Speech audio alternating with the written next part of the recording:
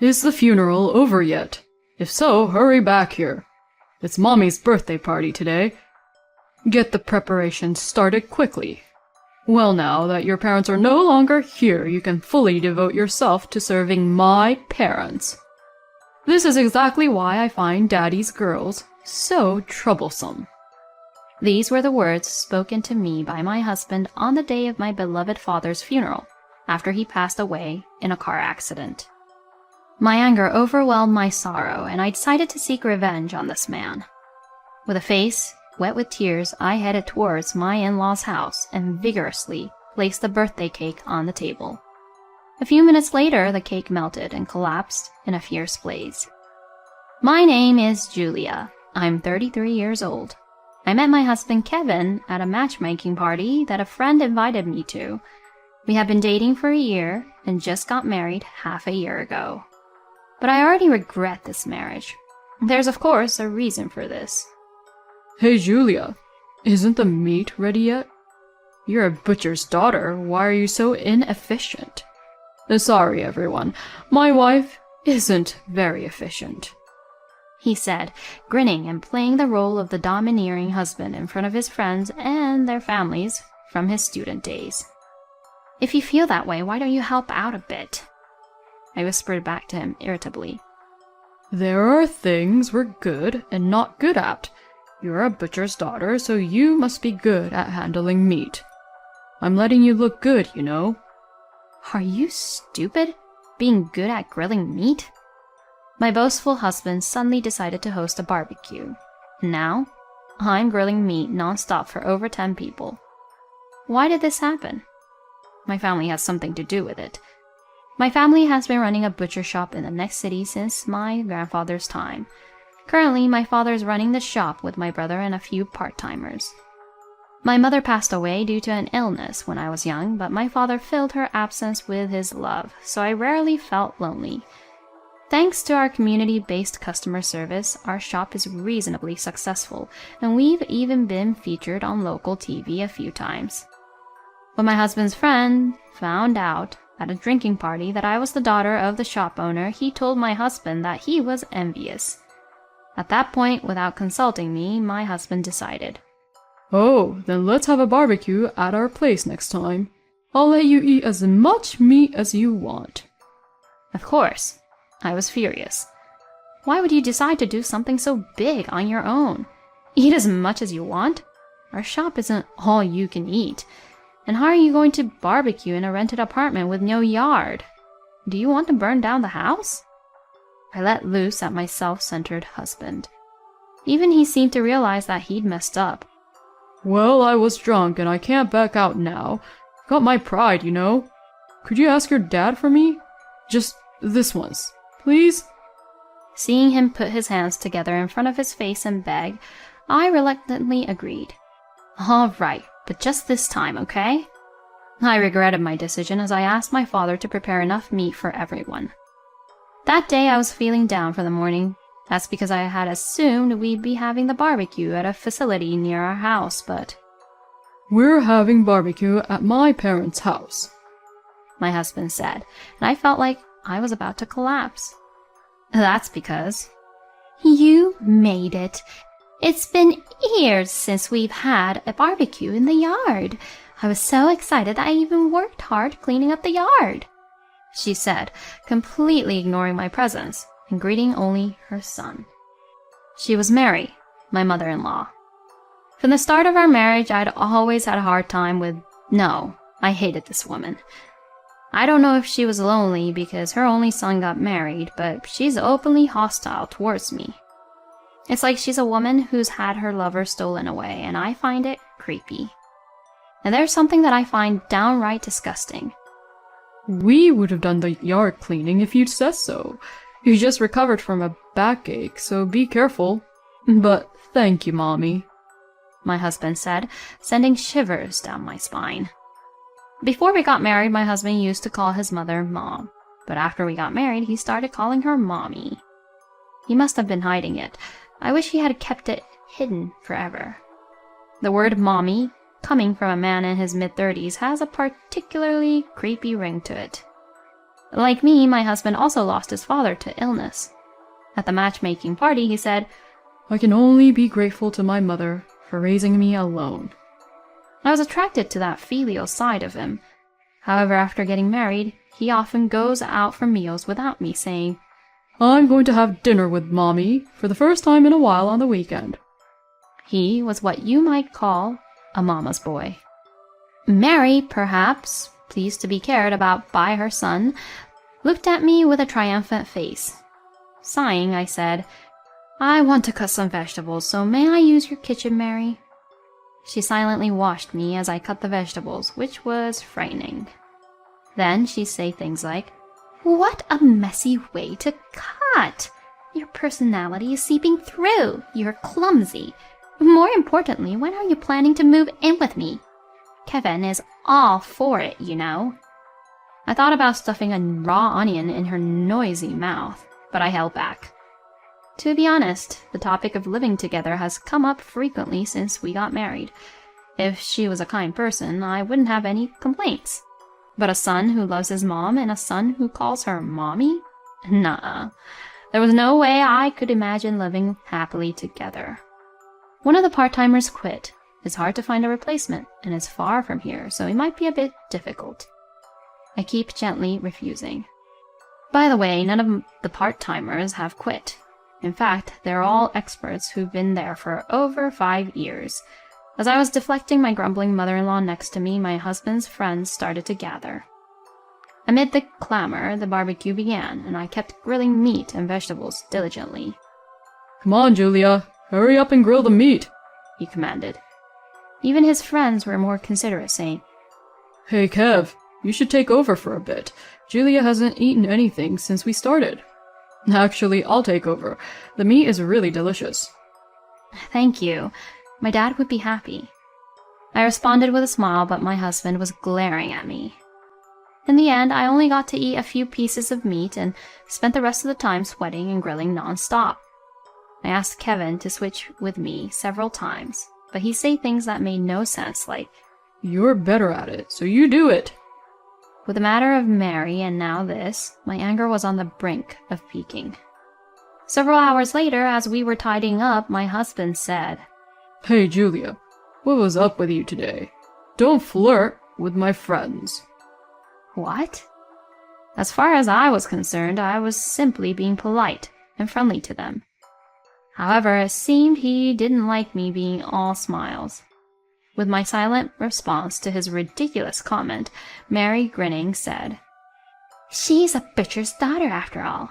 She must be a carnivore. Kevin, be careful. You can always come back to your mommy if things get tough. My patience reached its limit with my husband, who didn't even try to defend me. I slammed the trash bag I was holding onto the floor and said, I'm going home. If your mommy is so important to you, you can stay here forever. And with a glowering look, I headed briskly towards the car. I collected some of my belongings at home and headed straight to my parents' house. I received several calls from my husband, but naturally I was not in the mood to talk, and ignored them all. My father and brother were surprised to see me suddenly return home, but my father was pleased. It's been a while since I've had your cooking, Julia. He didn't ask for any details. I complained to the part-time workers at our family's shop about my husband and mother-in-law, and they agreed with me, saying things like, That's enough to warrant a divorce. It's creepy for a grown man to call his mother mommy. After spending about a week in this manner, even my dad said, Julia, you can come back here for good, you know. Being divorced isn't unusual these days. Just follow the path that makes you happy. I can also go to that house with you if you want me to. He's always been good like this. At this point, I no longer had any feelings of love for Kevin, and I was almost certain I wanted a divorce. Despite me returning to my parents' house, he hadn't visited me, and had only been sending condescending messages like, You should cool down and come back soon. Even if we chose to reconcile, the outcome was obvious. I doubt there's anyone in this world who could get along with Mary. Our shop was thriving as usual, and I was able to forget about the unpleasant things while working. I'm going to take a little break. Look after the shop. my father, the shop owner, said, and the employees responded with a yes, sir. It was a typical scene. But after about 30 minutes, my father hadn't returned. That's unusual for Dad. He usually comes back in about 15 minutes, but he's getting old, so it's good for him to take a slow break sometimes. My brother responded with a disgusted look. You know, Dad has been asking me if you've been getting harassed or something ever since you came back. I keep telling him to ask you himself. Don't worry him too much. It was clear that he was concerned about me. Just then, a regular customer, a middle-aged woman, rushed into the shop, panting. There's been an accident at the intersection. Your father is in trouble. Hurry up and go. We had just been talking about the sound of an ambulance siren a few minutes ago. The part-timers insisted that we should leave, saying not to worry about the shop and hurry up. So my brother and I rushed to the scene. There was already a crowd of people there. Let us through, we shouted as we pushed through the crowd, but when we got to the scene, we were speechless at what we saw. It was hopeless. There was a pool of blood under my father's body, and the paramedics were desperately performing CPR, but my father was unresponsive, like a doll. Later, my father was declared dead, shortly after arriving at the hospital. Dad! Dad! I could only cry, but my brother, on the other hand, was running around handling hospital procedures and arranging for the funeral home. We'll have to close the shop for a while. Julia, let's send Dad off with a smile at the end. Also, you should properly contact your husband, even though you're separated. I nodded quietly at my brother's words. It was the first time I had contacted my husband since that day. He answered the phone surprisingly quickly. What? Have you finally decided to apologize? His attitude pissed me off, but I said, My father had an accident and passed away. I'll give you the address of the funeral home, and the time is... Wait a minute. What are you saying all of a sudden? Is it true that your father died? I could tell that my husband was shaken by my sudden news, but I said, Do you think I would joke about something like this? Please tell your mother. Also, I have something I want to discuss with you after the funeral. Now I have to handle some things, so I'll hang up. I sent him the address of the funeral home in a message, and then started rushing around. However, after that, there was no contact from my husband, and he did not appear at the wake. Julia, what happened to your husband?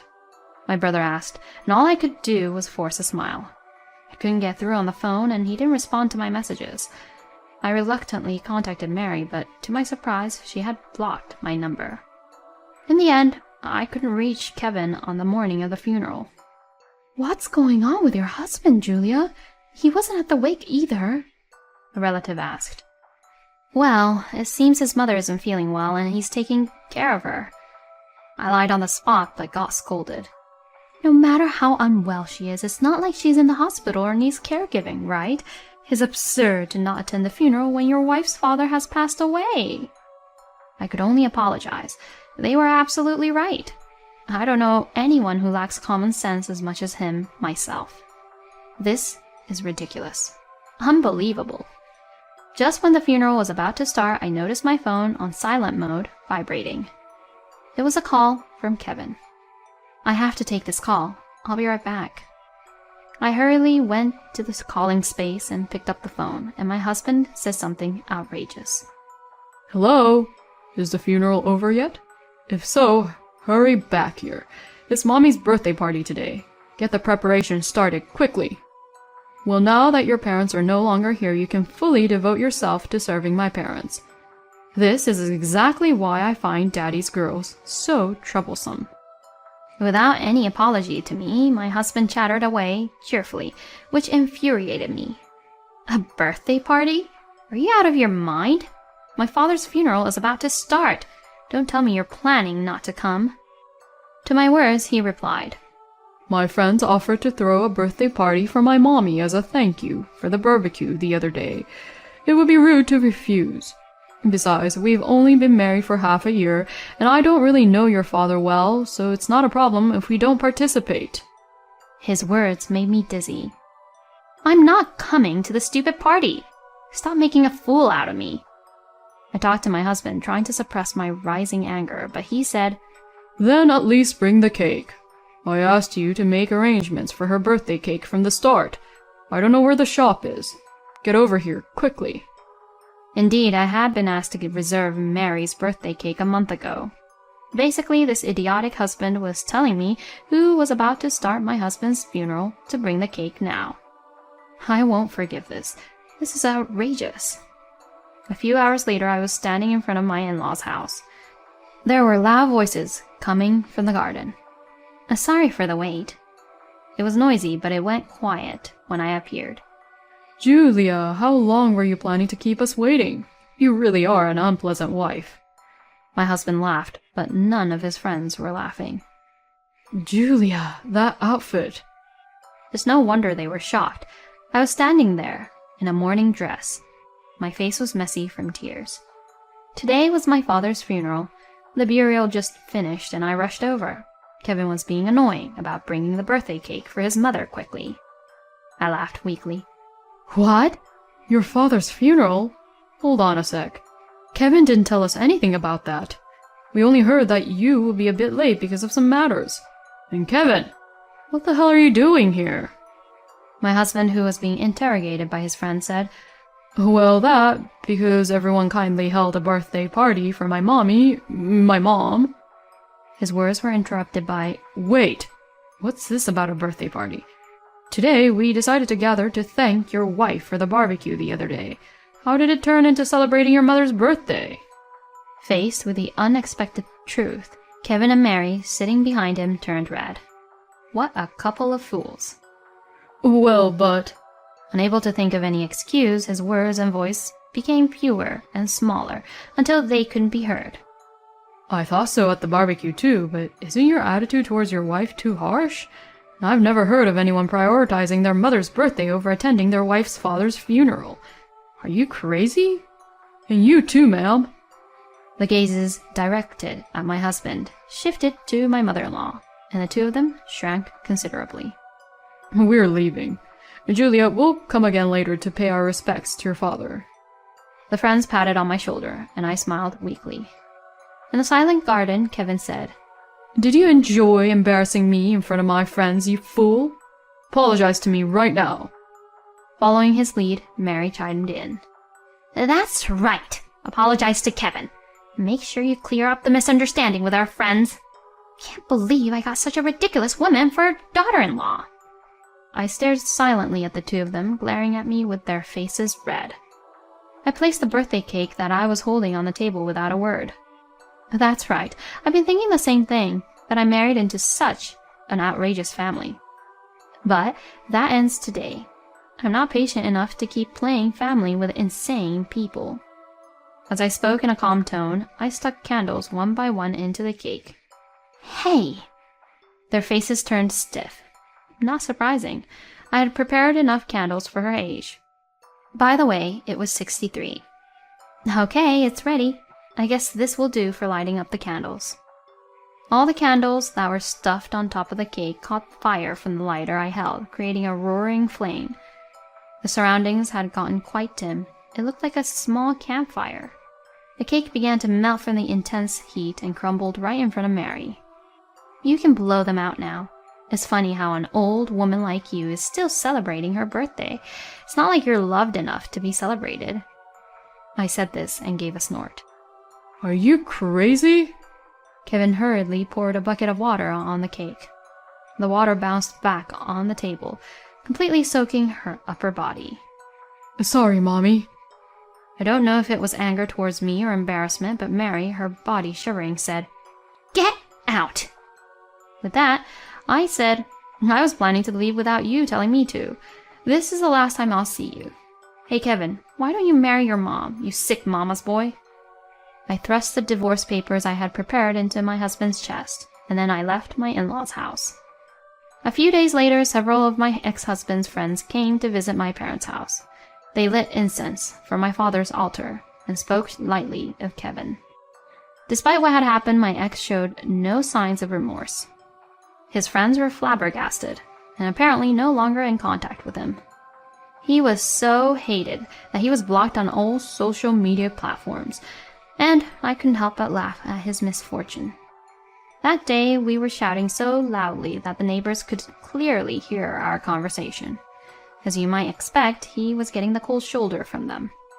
He seemed to be participating in matchmaking parties without learning his lesson and was banned from multiple venues because he kept trying to attend with his mother, who said, "I'll make sure to screen her properly." Kevin, who was abandoned by his friends, finally seemed to realize how crazy his mother was. He came to the shop unannounced. Julia, I was wrong. Won't you give me another chance?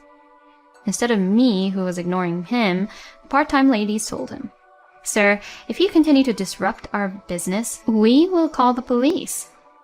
My ex must have been also very scared of my older brother, a former judo club captain, who threatened him with, How dare you show up here? Leave in 10 seconds or else. He never showed his face again. Since then, I've returned to my family home and have been working hard every day with my brother and all the staff. When things settled down a bit, my brother told me, Our dad, you know, he jumped out to shield a kid who ran onto the road, and that's when he had the accident. He was such a hero. My brother, who had been largely stoic and didn't even shed a tear at the funeral, cried for the first time. I couldn't stop my tears seeing that, and we both sobbed in front of my father's altar.